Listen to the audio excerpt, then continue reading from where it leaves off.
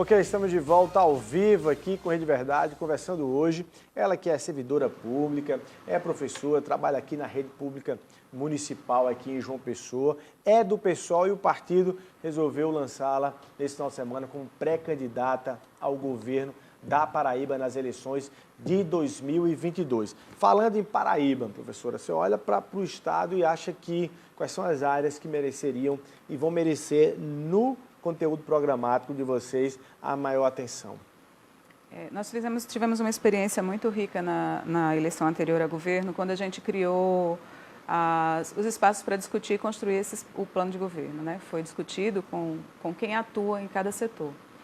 E o que a gente percebe é que a Emenda Constitucional 95 fragilizou especialmente os setores da saúde e da educação, né? Especialmente, e a gente precisa retomar isso como um projeto social, como um projeto, o que a gente quer avançar o que a população necessita.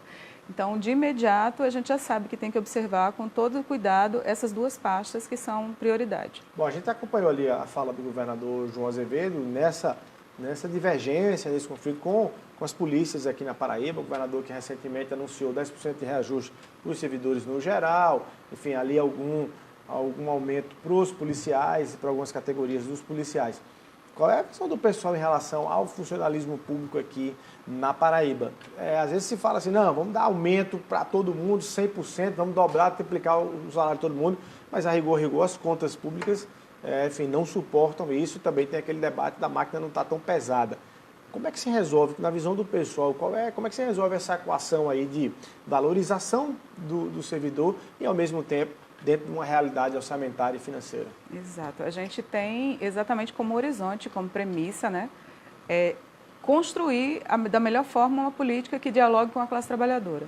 E é imprescindível que, enquanto servidores públicos, eles tenham essa participação, o diálogo exista com o servidor público e a servidora, para poder construir alternativas adequadas dentro desse orçamento, dentro dos limites de um Estado, mas especialmente observando o que falta para que esse trabalhador e essa trabalhadora se sinta valorizado e possa trabalhar de uma forma melhor.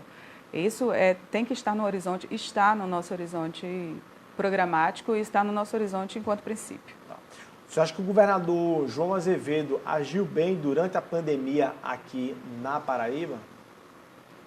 Houve alguns acertos, mas a gente precisa também considerar que algumas políticas demoraram para acontecer, né? E aí, enfim, houve o que aconteceu em todos os estados brasileiros, né? Enquanto essa demora existiu, maior houve o avanço em determinados momentos da crise da pandemia. E agora também algumas flexibilizações que vieram, mas vieram com intervalos em que não houve resposta suficiente, já deu segurança para que houvesse reabertura, como aconteceu agora recentemente, no momento em que a gente está vendo uma escalada, uma subida dos casos, né? Então, há que se ter prudência e há que se observar melhor qual é a informação que a gente passa para a população com relação à segurança ou não, o estado ou não de segurança, né? E isso é responsabilidade do Estado.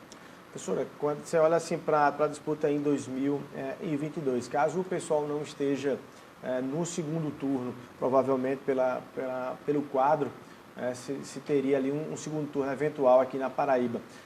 Há uma possibilidade do partido, excepcionalmente, fazer um apontamento para alguma candidatura da esquerda aqui no Estado? Esse cenário a gente não consegue prever de imediato, mas de todo modo, o que a gente constrói enquanto encaminhamento político, ele tem que passar pela nossa base, isso tem que ser discutido, né?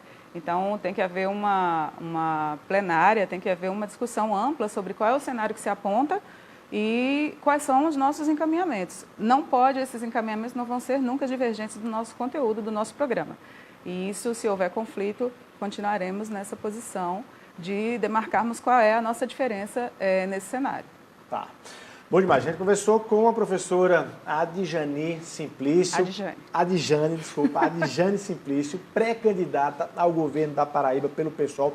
Desejo boa sorte aí na sua caminhada. Sua primeira entrevista como pré-candidato ao governo do Estado aqui no Rede Verdade. A gente costuma dar sorte aí, viu? Obrigado, professor. Obrigado pela sua presença aqui. Fica aqui que eu vou chamar só uma matéria de Campina Grande. Muito obrigado. Valeu, muito obrigado.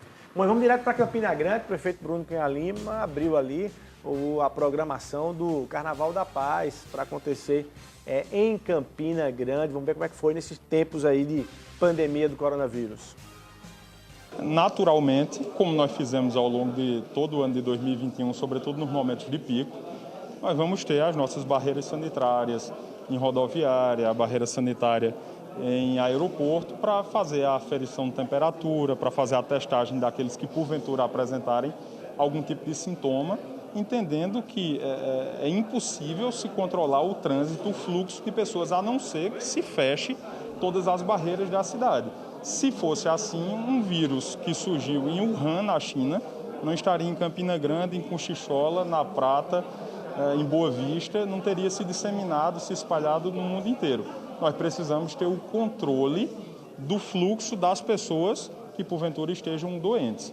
Como eu disse e gosto de repetir, embora o nome seja Carnaval da Paz, Campina Grande não tem histórico de realização de festas de carnaval, pelo contrário. Esse Carnaval da Paz é quando Campinas se torna um grande retiro espiritual e acontecem missas campais, acontecem cultos religiosos e, particularmente, eu não conheço nada mais ordeiro do que uma missa. Eu não conheço nada mais ordeiro do que um culto.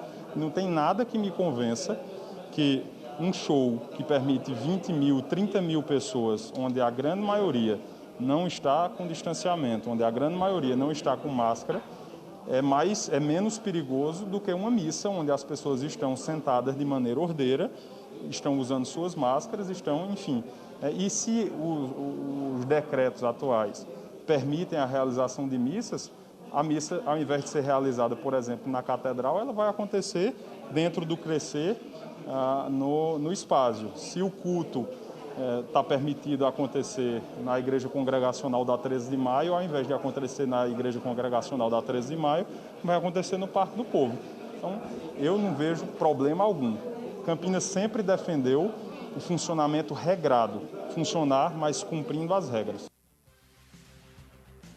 Ok, 13 horas e 59 minutos, a gente vai ficando por aqui. Muito obrigado pelo carinho da sua audiência e até amanhã, se Deus quiser.